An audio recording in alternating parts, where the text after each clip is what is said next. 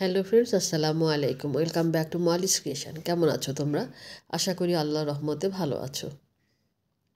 আজ আমি তোমাদের জন্য একটা খুব সিম্পল রেসিপি নিয়ে এসেছি, ফুলকপি রান্নার রেসিপি। কোনো রকম মাছ ছাড়া আমি তোমাদেরকে খুব সিম্পলভাবে ফুলকপি কিভাবে রান্না করে সেটা দেখাবো। অসম্ভব মজা লাগে এই রেসিপিটা। গরম ভাত, রুটি, পরোটা যে কোনো কিছুর সাথে তোমরা এই রেসিপিটা খেয়ে দেখতে পারো। অসম্ভব মজাদার এই রেসিপিটা। চলো দেখে নেওয়া যাক কীভাবে আমি রান্না করি। এখানে তোমরা দেখলে একটা ফুলকপি আমি নিয়েছি। এখানে কিছু আলু, আমি নতুন আলু, যেহেতু এখন নতুন আলু পাওয়া যাচ্ছে, নতুন আলু কেটে নিয়েছি আর ফুলকপিগুলোকে কেটে নিয়েছি ছোট ছোট টুকরো করে। কেটে ধুয়ে একদম পরিষ্কার করে কিন্তু নিয়েছি। চুলায় একটা ফ্রাই প্যান বসিয়ে দিয়েছি আর 2 টেবিল চামচ পরিমাণ তেল দিয়ে দিয়েছি। তেলটা যখনই গরম হয়ে উঠবে তখন এর মধ্যে আমি দিয়েছি 2টা শুকনা মরিচকে ছোট টুকরো করে কেটে দিয়েছি। আর এখানে আমি হাফ চামচেরও কম আস্ত জিরা দিয়ে দিয়েছি, এটা ফোড়নের জন্য।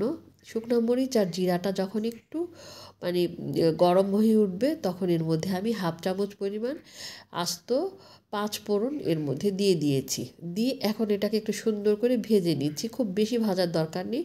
খুব সুন্দর একটা যখন ফ্লেভার বের হবে তখন এর মধ্যে আমি আগে থেকে যে কেটে ধুয়ে রেখেছিলাম আলুগুলো, সেই আলুগুলোকে এর মধ্যে দিয়ে দিচ্ছি। আলুগুলোকে আমি এই তেলের মধ্যে ভেজে নিব, কোনো রকম মশলা ছাড়াই এই ফোড়নটার মধ্যে ভেজে নেব। তাতে হবে কি, আলুটাতে খুব সুন্দর একটা ফ্লেভার যোগ হবে। আর আলুটাও কিন্তু, যেহেতু আলু সেদ্ধ হতে একটু সময় লাগে, তো সেজন্য আলুটাও কিন্তু অনেকটা সেদ্ধ হয়ে আসবে। এখানে আমি 1 চামচ পরিমাণ লবণ দিয়ে দিয়েছি, আলুটা যেন সেদ্ধ হয়ে যায়। আর আলুটা যখন এভাবে তেলের মধ্যে ভেজে নিবে তখন দেখবে যে খুব সুন্দর আলুর যে একটা অনেকে আলু খেতে পছন্দ করে না, কিন্তু ভাজার ফলে আলুটা খেতে কিন্তু খুব টেস্ট হয়। যখন আলুটার মধ্যে একটা গোল্ডেন কালার চলে এসেছে তখন এর মধ্যে আমি যে ধুয়ে রেখেছিলাম, কেটে ধুয়ে রাখা ফুলকপিগুলো দিয়ে দিয়েছি। দিয়ে এখন আমি এই ফুলকপির মধ্যে হাফ চামচ পরিমাণ হলুদের গুঁড়া দিয়েছি আর ছোট 2টা পেঁয়াজ কুচি দিয়ে এখন ফুলকপিটাকেও আলুর সাথে ভাবে একদম তেলের মধ্যে কিন্তু ভেজে নিচ্ছি। আর এখানে হলুদের গুঁড়াটা আগে দেওয়ার অর্থ হচ্ছে, হলুদের গুঁড়াটা যদি এই তেলের মধ্যে না দেওয়া হয় তাহলে কিন্তু পরে দিলে কালারটা অতটা সুন্দর আসে না, সেজন্য।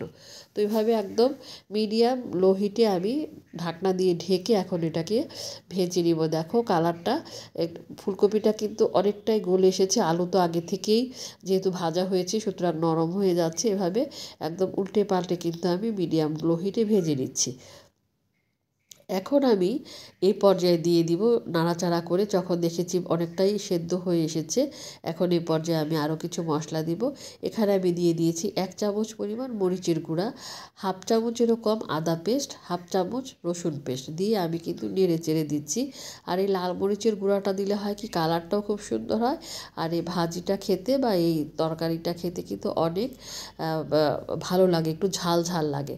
এখন দিয়ে দিয়েছি, যেহেতু এই সময় কিন্তু টমেটোটা না কাঁচা না পাকা, দুটো, অর্থাৎ কাঁচা টমেটোই এনেছিলাম, সেটা বাসায় অনেকটা লাল হয়ে উঠেছে।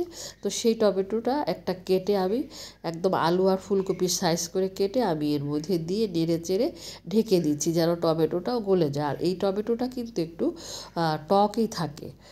এখন আমি সামান্য পরিমাণ, হাফ কাপেরও কম পরিমাণ এর মধ্যে গরম পানি, উষ্ণ গরম পানি দিয়ে দিয়েছি। কারণ এই পানিটা দিলে হবে কি, যে মশলাগুলোর যে একটা কাঁচা গন্ধ সেটা যেন চলে যায়, সেজন্য। আর ফুলকপিটাও যেন ভালোভাবে সেদ্ধ হয়ে যায়, আলু ফুলকপি সব যেন সুন্দরভাবে সেদ্ধ হয়ে যায়, সেজন্য হাফ কাপেরও কম আমি গরম পানির মধ্যে দিয়ে দিয়েছি। তো এখন সমস্ত কিছু সেদ্ধ হয়ে এসেছে। এ পর্যায়ে আমি মাঝখান থেকে চিড়ে নেওয়া কিছু কাঁচামরিচ আর ধনিয়া পাতা কুচি এর মধ্যে দিয়ে দিয়েছি। দিয়ে 30 সেকেন্ডের মতন আমি এটাকে ঢেকে রেখেছিলাম, যেন কালারটা, ধনিয়া পাতা আর কাঁচামরিচের কালারটা নষ্ট না হয়, কিন্তু ফ্লেভারটা এর সাথে যোগ হয়। দেখো খুব আলতো হাতে আমি উল্টে পাল্টে দিচ্ছি যখন ফুলকপিগুলো যেন ভেঙে না যায়। এই রেসিপিটা কিন্তু অসাধারণ লাগে বন্ধুরা, তোমরা যদি না খেয়ে থাকো এভাবে তৈরি করে খেয়ে দেখো। একদম সিম্পল কিন্তু খেতে কিন্তু খুবই মজাদার। তো যেহেতু এখন ফুলকপি বাজারে প্রচুর পাওয়া যাচ্ছে এবং ফুলকপির দামও অনেক কম এবং খুব এটা কিন্তু একটা খুব পুষ্টিকর সমৃদ্ধ খাবার।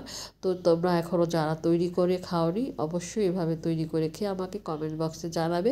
আর আমার পুরনো বন্ধুরা অনেক সুন্দর সুন্দর কমেন্টস করে আমাকে উৎসাহ দিয়ে যাচ্ছ, তোমাদেরকে অসংখ্য ধন্যবাদ আমাকে এভাবে সাপোর্ট করার জন্য। আজকের রেসিপি তোমাদের কাছে কেমন লাগলো অবশ্যই কমেন্টস করে জানাবে। তো তৈরি হয়ে গিয়েছে ফুলকপি দিয়ে মজাদার একটা রেসিপি। তো বন্ধুরা, আর ডেসক্রিপশন বক্সে কিন্তু আমি সমস্ত উপকরণ দিয়ে দিই, নতুন বন্ধুরা তোমরা চাইলে পরে যদি কিছু ভুলে যাও সেখান থেকে দেখে নিতে পারো। এছাড়া আমার চ্যানেলে অনেক রকমের সবজি রেসিপি আছে, তোমরা সেগুলো দেখে নিতে পারো। তো আজকে এই পর্যন্তই, তোমরা সুস্থ থাকো, ভালো থাকো, সামনে আরও সুন্দর রেসিপি নিয়ে তোমাদের সাথে দেখা করব। সেই পর্যন্ত আমি তোমাদের কাছ থেকে বিদায় নিচ্ছি। আল্লাহ হাফেজ।